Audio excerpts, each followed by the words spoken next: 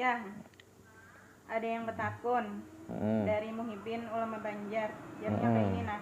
Guru 4 betakun juga uluni ketujuh banar guru ay maunjun.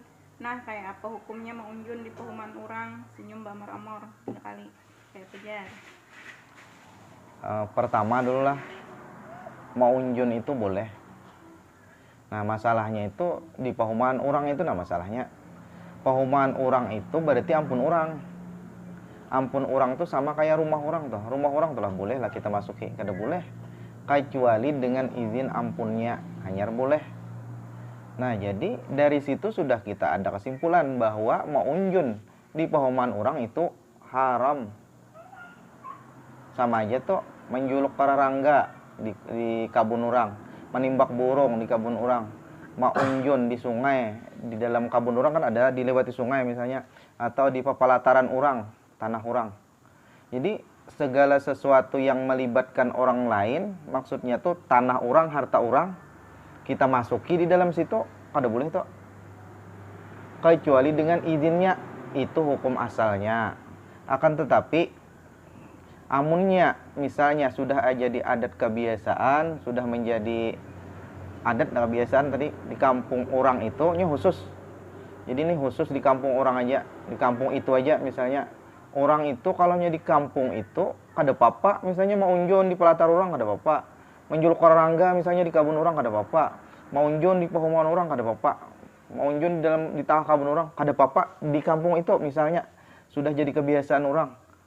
Maka maunjun itu tadi, menjuluk kararangga itu tadi, mencari kudok ya juga di kabun orang, di pehuman orang ada boleh juga.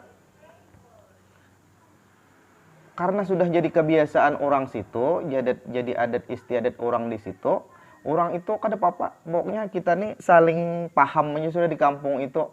Tapi beda kampung, beda kampung, beda adat istiadatnya. Adat kebiasaannya beda. Jadi di kampung ini adat kebiasaannya di kampung itu kada apa-apa. Orang sama-sama suka aja, sama-sama mengerti, sama-sama paham di kampung itu. Maka hukum yang haram tadi kada jadi haram lagi, mubah jadinya. Karena ada kaidah fikih al-adat muhakkimah, adat itu bisa menjadi bahan pertimbangan hukum selama kada bertentangan dengan dalil Al-Qur'an dan hadis. Nah, jadi masalah. Maka maunjun bagi orang yang di kampung itu adat kebiasaannya kada apa-apa, kayak di Kurau atau kayak di Anjir, gambut, ada apa ya orang maunjun di geger rumah orang, di perumahan orang kada apa toh. Nah, akan tetapi pulang ada catatannya. Misalnya maunjun nih, tapi marusak kata tanaman orang, takait misalnya unjunnya, lalu banyak raba di situ, takait, lalu mencaburi, lalu merusak kata tanaman orang, lalu terjajaki benih orang, maka hanya bertanam toh, atau hendak panen sudah habis benih orang dijajakinya. Nah, maka hukum maunjun tadi menjadi haram. Kenapa? Sebab karena ada sesuatu yang maulahnya kada boleh lagi, yaitu memudaratakan lawan harta orang lain. Jadi kita muslim, sesama muslim, bahkan sesama orang kafir itu hartanya, darahnya itu kada boleh kita ganggu gugat. Kada boleh toh. Karena inya tadi itu mengganggu lawan harta orang, bani orang tadi, kabun orang, mengganggu, misalnya menjuluk karangga di kabun orang, ditabangnya misalnya pohon di situ, padahal pohon tuh pohon akasia aja tapi disayangi orang. Kayaknya jarak aku hanggan pamanas ayam misalnya, sayangi orang. Atau misalnya rambutan, nyata disayangi orang, kabun orang ditabang. Nah, itu menjuluk karangganya di kampung itu sebujurnya kada apa-apa. Kampung itu sudah menjadi kebiasaan, kada apa-apa. Maunjun di kampung itu sebujurnya kada apa-apa sebujurnya, adat istiadatnya. Tapi karena ada sesuatu yang merusak, maka kembali ke hukum asal pulang haram. Kada boleh.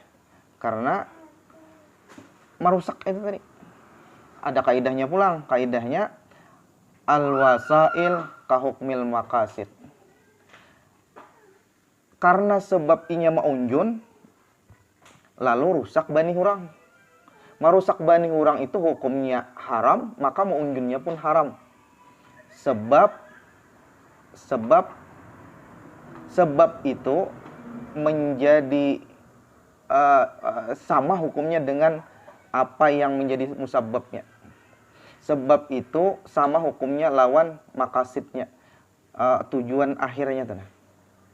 Sama tuh tujuan akhirnya di ujungnya tuh apa? Marusak bani hurang, haram nggak? Nah, sesuatu yang menyampaikan kita ke situ yaitu maunjun, wasilahnya atau maunjun. Nah, maka wasilahnya itu pun haram. Maunjun itu haram juga, menyuruh kororangga haram juga. Lamunnya tadi marusak ka ampun orang, cari kudok, maunjun di kabun sawit orang. Tapi sambil berusak, walaupun berusaknya kada sengaja, tapi gara-gara inya lalu kabun orang jadi rusak. Apalagi misalnya ada tulisan sudah di anu orang tuh di mana kayaknya di tanah orang tuh bertulisan sudah dilarang mencari karangga di sini, dilarang maunjun di sini, dilarang cari kudok di sini, atau dilarang masuk. Nah, walaupun sudah jadi kebiasaan, tapi ada kekhususan di situ, maka kada boleh, karena itu hak orang lain. Hak orang lain terserah orangnya. Tulisinya kada bolehnya, maka kita pun kada boleh masuk ke situ. Karena yang membolehkan tadi adalah adat, lalu adat ini ditentang oleh kekhususan orang tuh melarang. Orang tuh khusus sudah melarang di situ. Sama kayak lampu merah tuh. Lampu merah tuh belok kiri itu hukum asalnya itu haram, kada boleh. Tapi punya ada tulisannya belok kiri jalan terus. Nah, hanyar boleh. Kayak itu juga. Jadi punya ada tulisannya dilarang mancing di sini, dilarang masuk ke kebun ini. Maka hukum yang asalnya tadi boleh-boleh aja haram pulang bahasa. Di hukum tuh beredar menurut situasi kondisi kayak apa di lapangan. Kadakawa kita padahakan haram semata-mata haram, kadakawa kita padahakan mubah atau boleh semata-mata boleh, kada boleh. Jadi ada syarat di balik semua itu. Munya syaratnya terpenuhi menjadi haram, haram. Munya syaratnya terpenuhi menjadi mubah, menjadi mubah. Iya. Sudah dijelaskan tadi kayak apa caranya yang boleh, kayak apa yang kada boleh sudah dijelaskan. Mudah-mudahan kena menjadi bahan ilmu bagi kita semua. Wallahu a'lam bissawab.